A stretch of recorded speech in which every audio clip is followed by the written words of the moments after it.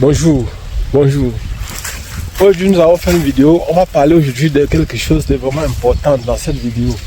Nous allons parler du manioc. Je vais tourner la caméra pour que vous fassiez une tige de manioc ici. Là voici. Nous sommes actuellement en pleine saison sèche.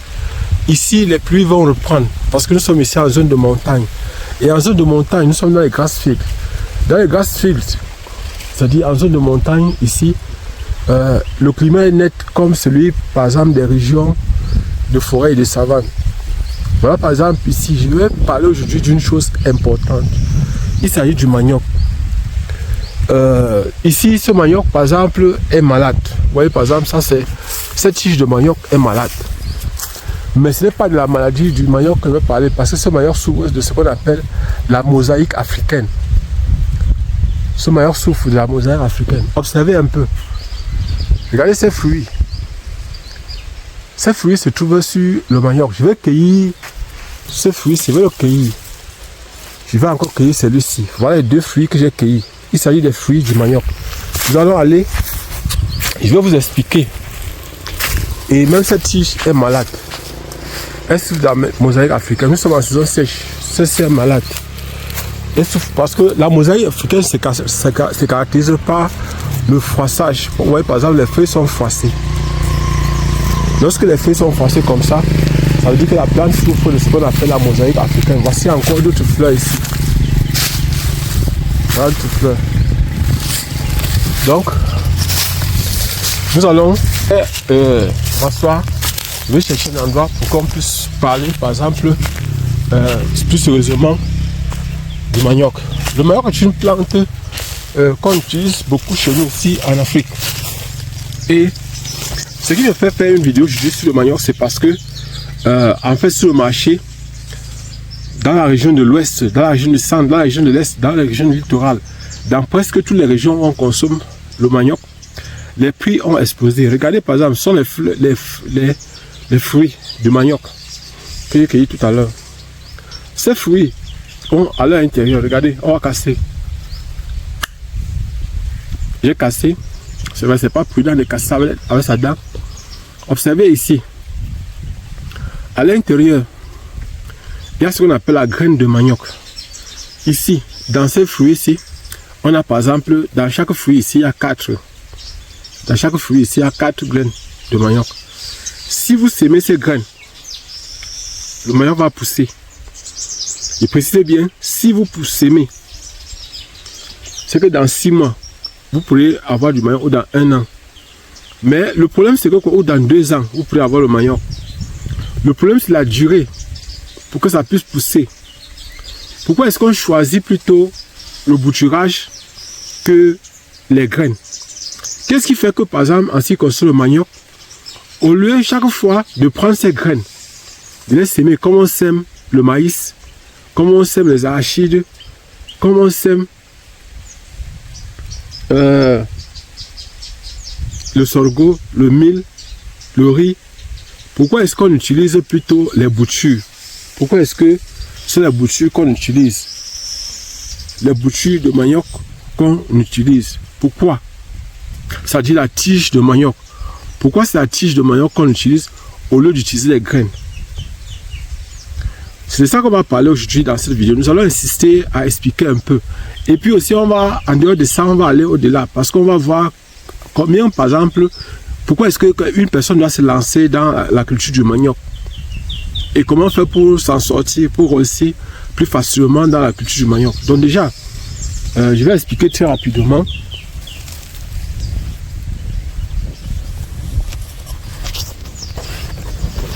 Je vais expliquer ça très rapidement. Ce qu'il faut savoir de façon générale, c'est que quoi? C'est que en ce qui concerne le manioc, ce qu'il faut savoir déjà, c'est que quoi? C'est que les fruits, lorsque vous plantez, vous semez les fruits, ce fruit-ci, le manioc va peut-être mettre 2 ans pour produire. Et précisez bien, si vous mettez ces fruits, ça va pousser. Ça va peut-être mettre 2 ans de commencer à donner les tubercules. Parfois plus. Or, la bouture, on est sûr que la bouture en un temps record, ça pousse très rapidement. Donc c'est en fait pour ça que pour certaines plantes, on va prendre les boutures comme le manioc. Et vous savez que même avec la goyave, vous pouvez faire la même chose. Avec la goyave, au lieu de mettre les graines, vous pouvez mettre la bouture. L'avantage avec la bouture, c'est la reproductibilité. C'est-à-dire si j'ai un bon manioc, une bonne tige de manioc, pour avoir le même manioc, en prenant la graine, je ne suis pas sûr d'avoir le même manioc que celui-là que j'ai consommé. Parce que le matériel génétique peut ne pas être le même. Alors qu'en prenant la bouture, ce que je suis en train de faire, c'est un clonage. La bouture, le bouturage est une méthode, c'est un clonage. C'est une méthode de multiplication végétative, mais c'est un clonage. Même chose avec le marcottage, ce sont des clonages. C'est-à-dire, le matériel génétique entre le pied mère et le pied fils, ou le pied fils est le même. C'est le même matériel génétique. C'est-à-dire, par exemple, au niveau des propriétés organoleptiques, c'est-à-dire au niveau du goût, au niveau, par exemple, de la grosseur des fruits, au niveau... La seule différence, peut-être, pourra être le sol. Les sols où, par exemple, c'est-à-dire, si vous mettez dans un sol où il y a les éléments, il y a l'eau, il y a les éléments fertilisants, alors, par exemple, la qualité sera meilleure que, par exemple, là où il y a manque d'éléments fertilisants ou bien manque d'eau. Donc, maintenant, vous avez compris pourquoi est-ce que il n'est pas intéressant d'utiliser les fruits de manioc. Donc c'est parce que les fruits de manioc ne sont pas capables de reproduire à l'identique le manioc, et aussi ça met plus de temps pour pouvoir produire. Et on n'est pas sûr que ça va nous donner le même manioc qu'on veut multiplier. Donc c'est la raison pour laquelle il est préférable d'utiliser la bouture que d'utiliser les graines de manioc. Parce que c'est bien possible aussi d'utiliser ces graines de manioc parce que c'est facilement transportable. Vous pouvez quitter d'un pays à un autre facilement avec eux. Alors avec la bouture c'est sèche. La graine plutôt, vous pouvez la conserver. Abonnez-vous et partagez. On continue maintenant. En ce qui concerne le prix, lorsque vous cultivez le manioc, il n'est pas intéressant de vendre votre manioc sous forme de bouture, sous forme de tubercules. Parce que les tubercules de manioc, lorsque vous vendez les tubercules, vous ne gagnez pas suffisamment. La plupart des temps, lorsque des personnes arrivent sur le marché, le manioc sous forme de tubercule est d'abord lourd à transporter, difficile à transporter. Et lorsqu'on arrive au marché, les prix sont souvent très bas. Observez, faites le même constat que moi. Il y a des personnes qui achètent le manioc au marché pour aller produire du tapioca. Il y a des personnes qui achètent le manioc pour aller produire ce qu'on appelle le watafoufou. Il y a des personnes qui achètent ça pour aller faire le couscous manioc, c'est-à-dire le foufou, pour aller faire la tiéké, pour aller faire autre chose, des farines de manioc. Pourquoi ces personnes-là achètent au lieu de produire? En fait, elles savent qu'elles peuvent s'en sortir. Ça veut dire que si vous, au lieu de vendre votre manioc sous forme de tubercule, vous transformez, soit sous forme d'atiéké, soit sous forme de foufou, soit sous forme de couscous manioc, soit sous forme de tapioca, il y a une plus grande valeur. Prenons un cas simple. En 2021, un seul de tapioca était à 3 500. Je dis bien un seul de 15 litres de tapioca était à 3 500. Et il y a de cela, par exemple, dans les années 2014-2015, le seul de 5 litres de tapioca se vendait à 500 francs. C'est-à-dire le seul de 15 litres était autour de 1000 francs, 1500. 15 litres, c'est tous les 1000 francs, 1500. Avec les problèmes que le Cameroun subit actuellement, la guerre au nord-ouest, parce que c'était le nord-ouest qui ravitaillait par exemple une bonne partie du Cameroun en manioc, en tapioca. Les prix ont flambé, les prix ont grimpé. En 2021, on vendait la cuvette, c'est-à-dire 2 seaux de 15 litres, c'est-à-dire 30 litres à 6500. D'autres vendaient à 7000, c'est-à-dire à 3500 le seau de 15 litres. Actuellement, le même seau de 15 litres coûte 7500. C'est-à-dire que les prix ont triplé. Donc actuellement, ça veut dire que la cuvette, actuellement, c'est 15 000 au lieu de 6 000. C'est presque 3 fois plus cher que dans les années 2010, 2011, 2012, 2013, 2014. Donc ça veut dire, cela voudrait dire que quoi? Que si aujourd'hui, par exemple, vous produisez du tapioca, le seau de 5 litres, le verre, le tapioca c'est 100 francs. Le seau de 5 litres, c'est 2500 francs. Peu importe l'endroit. Ici à Bafoussam, c'est 2500. À Yaoundé, c'est 2500. À l'Est où je suis, c'est 2500 francs. Ça voudrait dire que quoi? Que si vous produisez, par exemple, ce tapioca-là, si vous produisez, par exemple, vous transformez votre manioc sous forme de tapioca, ça vous permet de gagner encore plus. L'avantage, ici à l'ouest, par exemple, dans cette plantation, il y a beaucoup de tiges de manioc. Mais ils n'ont pas, ici à l'ouest, les personnes ne font pas les cultures du manioc. C'est-à-dire, on ne cultive pas uniquement le manioc. Le manioc accompagne, c'est-à-dire, dans le champ, par exemple, je vois les ananas, je vois la banane plantain, je vois, par exemple, actuellement, il y a plus de 15 régimes qui peuvent couper. Dans le champ, il y a les avocatiers, il y a, je vois là-bas, les plantains qu'on peut déjà couper.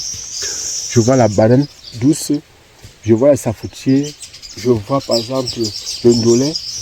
Je vois, en fait, c'est un melting pot, il y a beaucoup de choses. Mais dans la région de l'Est où je suis, vous voyez, et ici, il y a une particularité. Ici, on fait les sions.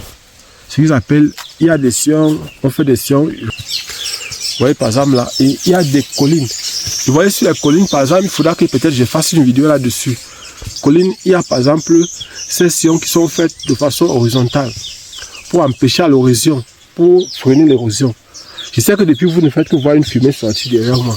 En fait, il s'agit de l'enfumoir. C'est le matériel avec lequel je mets la fumée sur les abeilles. On met la fumée sur les abeilles grâce à ça, c'est l'enfumoir. Je suis venu en fait aujourd'hui pour le miel. Et je suis actuellement en train de préparer le matériel pour pouvoir... Après ça chauffait comme ça. Donc je suis venu préparer le matériel pour pouvoir cueillir le miel le soir. Donc quand le soleil va se coucher et qu'il ne va plus faire tellement chaud comme maintenant, c'est à ce moment-là que nous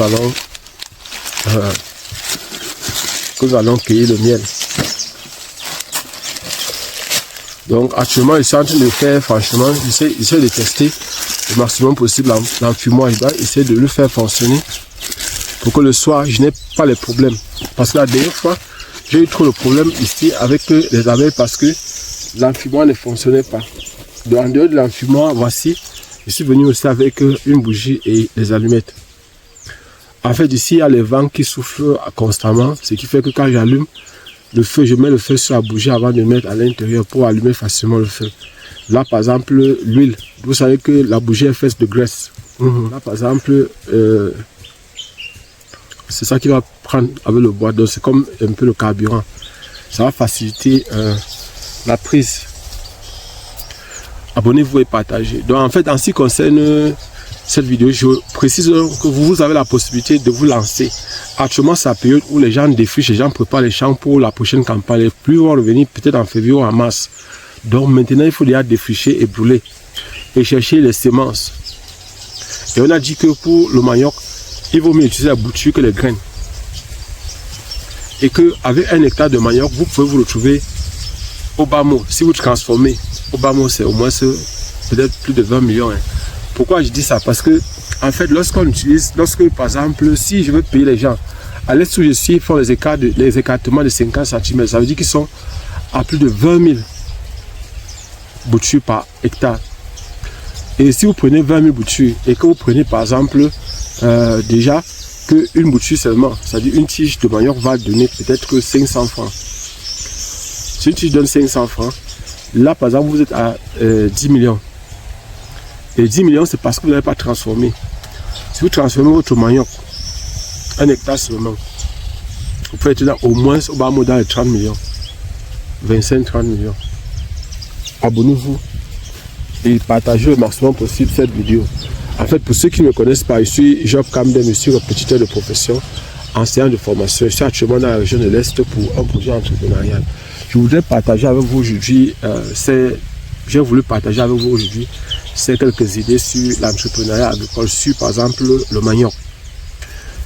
Bon, pour ceux qui veulent faire les prépas concours, j'ai bien dit, les prépas Pour ceux qui font les prépas niveau bac, qui veulent faire les prépas niveau bac, c'est 5 000 francs pour l'inscription et c'est 20 000 francs chaque mois.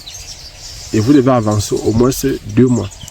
Pour ceux qui veulent faire les concours niveau licence ou niveau DEP, c'est-à-dire pour l'entrée en 3e année dans les écoles comme l'École nationale supérieure polytechnique, que ce soit Yaoundé, que ce soit Douala, où vous devez savoir que, bon, j'ai dit niveau bac ou niveau 10 et level. Maintenant, pour le concours niveau licence, l'inscription c'est 5 000 francs et les frais de prépa c'est 20 000 francs, 30 000 francs chaque mois. Je précise qu'il faut avancer au moins 2 mois. Il faut avancer au moins 2 mois pour commencer à préparer. Abonnez-vous et partagez au maximum possible cette vidéo. On se voit prochainement, Inch'Allah.